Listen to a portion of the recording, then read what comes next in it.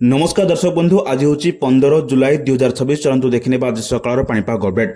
बंगोपसागर में बड़ हलचल 2 दिन प्रबल अति प्रबल वर्षा 3 जिला को रेड अलर्ट जारी होची। तेबे कौन खबर जदि पर्यंत वीडियो को लाइक करना वीडियो को लाइक करने सह चैनल को सब्सक्राइब करी कमेंट माध्यम जानते आपण मैंने क्यों जिले देखुंत जहाद्वारा बड़ी पाणीपाग अपडेट आपण पाखे सर्वथे पहुंची पार। चलतु लेट नगर खबर पर नजर पकेबा।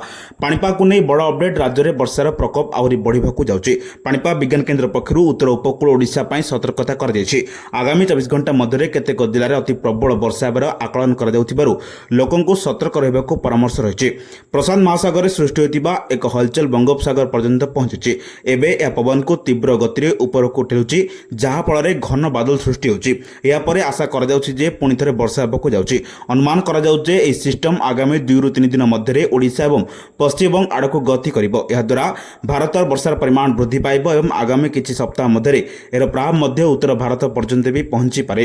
भद्रक केन्द्रापड़ा और जगतसिंहपुर जिला रेड अलर्ट जारी कर 3 जिला को अति प्रबल वर्षा सह केतेक स्थान में जलबंदी स्थिति सृष्टि होकर आशंका रही। आसंताकाली जगतसिंहपुर जिला पुणी थे रेड अलर्ट जारी होती।